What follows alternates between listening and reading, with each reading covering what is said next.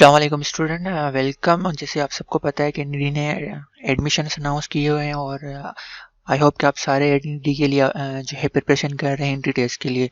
तो आज से हम क्या करेंगे कि एनईडी के जो है एंट्री टेस्ट की प्रिपरेशन के बारे में डिस्कस करेंगे कि कैसे प्रिपरेशन करनी चाहिए, कौन से सब्जेक्ट पढ़ने चाहिए और कौन सी चीज़ें ज़्यादा इंपॉर्टेंट है जो पास में आती है या रेगुलर बेसिस पे एडमिशन में आती है। तो आज सारा हम कोर्स देखेंगे और कौन से टॉपिक ज़्यादा इंपॉर्टेंट है, कैसे आपको प्रिपरेशन करनी है और क्या चीज़ें आपको वो ज़्यादा इंपॉर्टेंट है वो पढ़नी है और कौन सी चीज़ें आपको थरोली देखनी है। तो आज से जो हम सीरीज स्टार्ट करेंगे उसमें एंट्री टेस्ट के बारे में डिस्कस करेंगे और उसके जो है पास्ट एमसीक्यूज देखेंगे और पास्ट में जो टॉपिक्स ज़्यादा आते हैं उनके बारे में डिटेल में डिस्कस करते हैं कि ताकि आपका जो है एंट्री टेस्ट से रिलेटेड माइंड जो है क्लियर हो जाए। तो आज के वीडियो में हम एंट्री टेस्ट के बारे में डिस्कस करेंगे। जैसे कि आपको पता है कि एंट्री टेस्ट का प्रोसीजर ये है कि 100 क्वेश्चन होते हैं और 25 एमसीक्यूज ईच सेक्शन में आते हैं, जिसमें मैथमेटिक्स, केमिस्ट्री, फिजिक्स और इंग्लिश में आती है। और आपको टाइम अलाउड होता है 22 आवर्स आपको टाइम अलाउ होता है और 50% पासिंग मार्क्स होती है। तो ये आपका टेस्ट का जनरल क्राइटेरिया होता है जो आपको पता है। तो आज जो है हम डिस्कस करेंगे फिजिक्स का फर्स्ट ईयर का कोर्स और उसमें आपको पता है कि टोटल 25 क्वेश्चंस आते हैं और उसके जो कोर्स में है 10 चैप्टर्स हैं टोटल फर्स्ट ईयर के फिजिक्स के कोर्स में। तो आज के वीडियो में हम जो है टोटल 10 चैप्टर को हम ओवरव्यू करेंगे कि उसमें से उन चैप्टर में से क्या क्या चीज़ें हैं, क्या क्या चीज़ें आती हैं, क्या क्या चीज़ें इंपॉर्टेंट है। तो ये वीडियो आपके लिए बहुत इंपॉर्टेंट होने वाली है, तो आपको ये एंड तक देखनी चाहिए कि आपको क्या चीज़ें पढ़नी है एंट्री टेस्ट के लिए। तो यहाँ पे आप देख सकते हैं चैप्टर नेम और उस चैप्टर में कौन से टॉपिक ज़्यादा इंपॉर्टेंट है जो पास में आते हैं।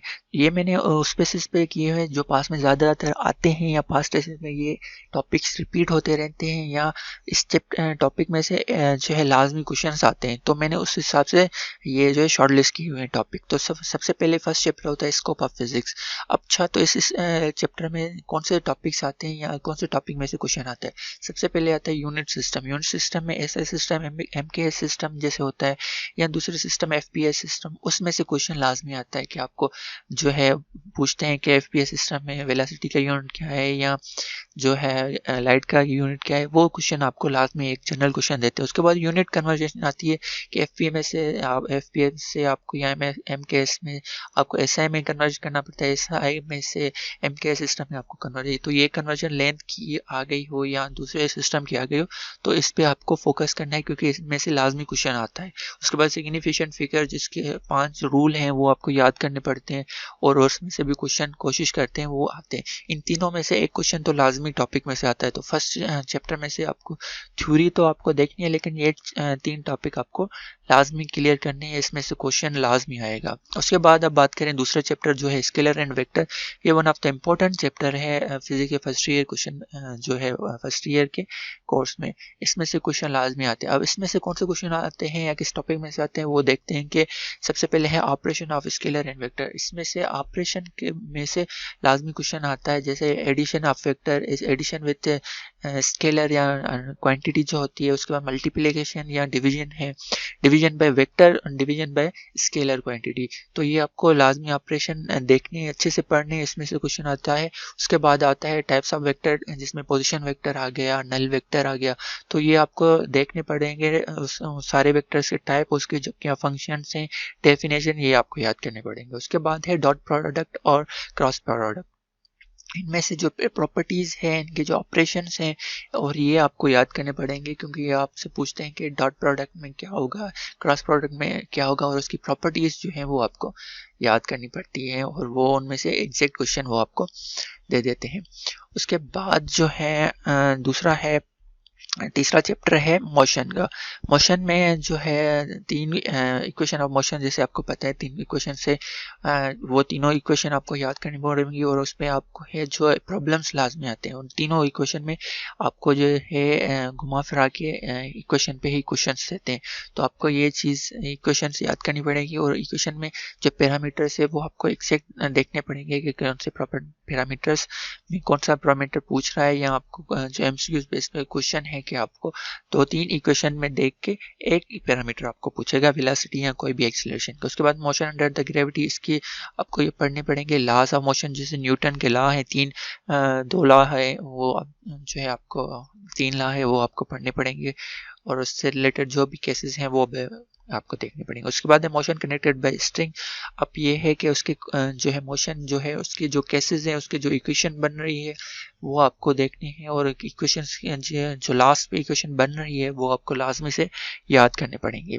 उसके बाद कन्वर्जेशन ऑफ मोमेंटम के मोमेंटम जो है कंजर्व होता है वो जो है आफ्टर कोलियन और बिफोर कोलियन जो इक्वल होता है। तो ये आपको केसेस आपको इक्वेशन और जो बाल्स के जो सारे इक्वेशन हमने केसेस डिजाइन किए फर्स्ट ईयर की बुक में आप देखेंगे, तो वो सारे केसेस की जो इक्वेशन बन रही है तो वो उसके इक्वेशन पे आपको प्रॉब्लम भी देते हैं। जैसे मास इक्वल होता है और जो एनर्जी होती है वो चेंज होती है, तो वो आपको याद करना। कोफिशिएंट ऑफ फ्रिक्शन ये इंपॉर्टेंट टॉपिक है, ये इस पे से क्वेश्चन आता है, तो ये भी आपको क्लियर। उसके बाद चैप्टर नंबर 4 है मोशन इन 2 डायमेंशन, और उसमें सबसे पहले जो इंपॉर्टेंट टॉपिक है वो प्रोजेक्टाइल मोशन है। और प्रोजेक्टाइल मोशन में आपको इक्वेशन जो बन रही है, हम जैसे मैक्सिमम हाइट की इक्वेशन बना रहे हैं, मैक्सिमम रेंज की, मैक्सिमम डिस्टेंस की बनती है, उसके बाद ट्रेजेक्ट्री भी बनती है। तो ये इंपॉर्टेंट इक्वेशन, इसमें आपको प्रॉब्लम भी देते हैं, एग्जैक्ट इक्वेशन भी पूछते हैं कि आप एक प्रोजेक्टाइल मूव कर रहा है, उसके बाद जो है उसके मैक्सिमम हाइट की आप इक्वेशन बता लें, तो आपको उसकी हाइट की इक्वेशन बतानी पड़ती है। या उससे रिलेटेड आपको एक प्रॉब्लम दे देते हैं कि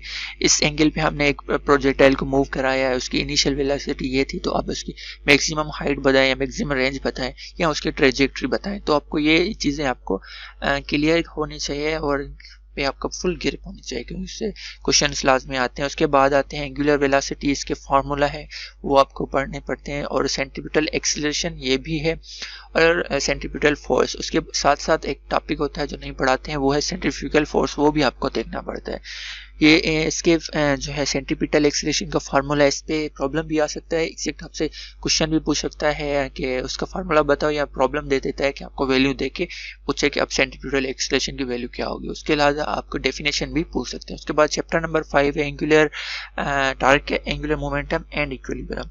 तो ये इंपॉर्टेंट टॉपिक है, इसमें आपको जनरल डेफिनेशन जिसकी भी है वो आपको थॉरोली देखनी है। उसके बाद टार्क क्या है, टार्क की इक्वेशन क्या है ये अपना देखो। उसके बाद centre of mass, centre of gravity, ये इंपॉर्टेंट कॉन्सेप्ट है, वो भी आपको देखना है कि एक ऑब्जेक्ट का सेंटर ऑफ मास कहाँ पे होगा और सेंटर ऑफ ग्रेविटी क्या होगा। उसके बाद कंडीशन ऑफ इक्विलिब्रियम, जो फर्स्ट कंडीशन और सेकंड कंडीशन होती है इक्विलिब्रियम की, वो आपको देखनी है, और उसके साथ जो केस है कि उसमें क्या बोल रहा है, उसमें क्या इक्वेशन बना रहा है, वो आपको देखनी है। उसके बाद एंगुलर मोमेंटम एंड कंजर्वेशन, ये एंगुलर मोमेंटम, जैसे हमने मोमेंटम की कंजर्वेशन पढ़ा, यहाँ पे हम एंगुलर मोमेंटम की कंजर्वेशन पढ़ेंगे। तो पहले इसमें आता है एंगुलर मोमेंटम है क्या, उसकी इक्वेशन क्या बनती है, उसके बाद एंगुलर मोमेंटम का कन्वर्जेशन का प्रोसेस है वो हम पढ़ेंगे। उसके बाद चैप्टर नंबर 6 है ग्रेविटेशनल, ये इंपॉर्टेंट है। उसमें सबसे ज़्यादा जो इंपॉर्टेंट टॉपिक है वो है Newton law of universal gravitation. Universal gravitation law जो है वो आपको जो उसकी इक्वेशन बन रही है कि जो है ऑब्जेक्ट एक दूसरे को अट्रैक्ट करते हैं, वो सारी आपको देखनी है। मैं इसके जो टॉपिक में डिटेल में नहीं जाना चाह रहा, क्योंकि एक एक टॉपिक में जो है अलग टॉपिक है, सब टॉपिक्स भी हैं, उसमें प्रॉब्लम्स ये इक्वेशन है। तो मैं लास्ट वीडियो में, सेकंड वीडियो में इन टॉपिक्स में अलग वीडियो और एमसीक्यूज दोनों लूंगा। आपको एमसीक्यूज भी समझाऊंगा, डेफिनेशन भी समझाऊंगा, और पूरा लेक्चर आपको एक एक टॉपिक पे बताऊंगा। आज जो है मैं आपको सिर्फ ये बता रहा हूँ कि आपको कौन से चैप्टर्स पढ़ने हैं ज़्यादा, कौन से चैप्टर में से क्या चीज़ पढ़नी है, ठीक है। तो आज फर्स्ट ईयर का सिर्फ कोर्स देखेंगे, नेक्स्ट वीडियो में हम इंटर का कोर्स देखेंगे। उसके बाद वेरिएशन ऑफ जी देखेंगे, ग्रेविटी की वेरिएशन क्या होती है, एल्टीट्यूड के हिसाब से, डेप्थ के हिसाब से, वो सारे जो केस बनते हैं एल्टीट्यूड और वेरिएशन जो आती है कि उसके बाद वो इक्वेशन, फाइनल इक्वेशन जो बनती है वो आपको याद रखनी है। उसके बाद वेट का कॉन्सेप्ट जो होता है वो आपको देखना है। उसके बाद आता है 7th चैप्टर है हमारा वर्क, पावर एंड इक्वेशन। अब यहाँ पे वर्क के फार्मूलाज आपको या वर्क की डेफिनेशन लाजमी आपको देखनी है। वर्क के 2-3 फार्मूले बनते हैं, एक तो वर्क डन के हिसाब से बनता है, और दूसरा एनर्जी के हिसाब से बनता है, और पावर के हिसाब से भी बनता है। तो ये तीनों चारों फार्मूला और ये इंटरमिक्स करके आपको एक प्रॉब्लम देते हैं, फिर आपको समझ नहीं आता इसमें कौन सा फार्मूला लगता है। तो ये तीनों फार्मूले आपको याद करने पड़ते हैं। फिर work done against gravitational force वो देखना पड़ेगा, पावर का देखना पड़ेगा, पावर से रिलेटेड जो भी है वो आपको सारी चीज़ें, एनर्जी, पोटेंशियल एनर्जी और काइनेटिक एनर्जी, फिर उसके बाद कंजर्वेशन, उसके बाद potential energy and absolute potential energy. Absolute potential energy क्या होती है, उसकी इक्वेशन एंड में क्या बन रही है। उसके बाद इंटर कन्वर्जन हुआ potential energy and kinetic energy. तो जो हम जो इंटर कन्वर्ट करते हैं ना पोटेंशियल एनर्जी को काइनेटिक एनर्जी को पोटेंशियल एनर्जी में कन्वर्ट करते हैं, वो इसमें है। और उसमें जो इक्वेशन भी बनती है वो भी आपको लाजमी से देखनी है। उसके बाद है 8th chapter wave motion and sound और वेव मोशन से रिलेटेड इसमें हुक्स लॉ इंपॉर्टेंट है। कैरेक्टरिस्टिक का सिंपल हार्मोनिक मोशन के जो कैरेक्टर हैं वो आपको देखने पड़ते हैं।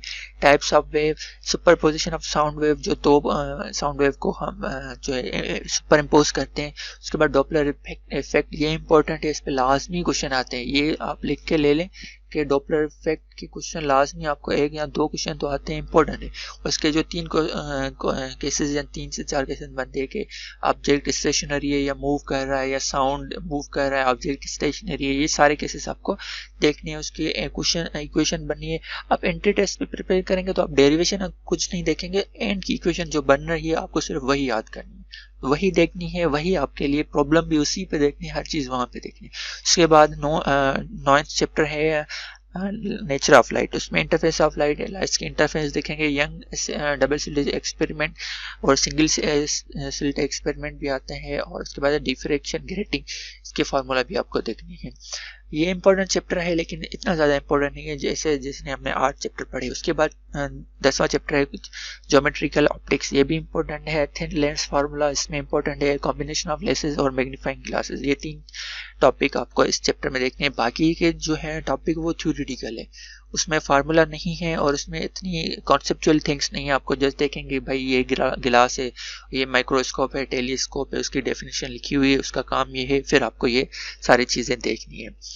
तो आई होप कि आप फर्स्ट ईयर के फिजिक्स के कोर्स के बारे में क्लियर हो गए होंगे कि आपका जो है कोर्स कैसे है, कैसे आपको क्लियर करना है और क्या चीज़ें हर चैप्टर्स में है और आपको क्या क्या चीज़ पढ़नी है। तो आपको फर्स्ट ईयर के कोर्स में क्या टॉपिक्स हैं, टॉपिक्स में से सब टॉपिक में क्या फार्मूलाज हैं, हर चीज़ आपको मैंने समझा दी है। अब आप इस पर प्रैक्टिस करें क्योंकि ऑलरेडी आपने फिजिक्स पढ़ी हुई होगी, तो इस पर मैक्सिमम प्रैक्टिस करें, टॉपिक देखें, फार्मूला देखें और इस पर MCQ सॉल्व करने की कोशिश करेंगे, क्योंकि जितने MCQs आप सॉल्व करेंगे उतनी ज़्यादा आपकी प्रैक्टिस हो जाएगी। पास्ट MCQs सॉल्व करेंगे और ये जो टॉपिक है ये पास में आ चुके हैं, तभी मैंने शॉर्ट लिस्ट किए हुए और आपको बता रहा था। So till then thank you so much. Next video में हम जो है इंटर का फिजिक्स का कोर्स देखेंगे। Till then thank you for watching.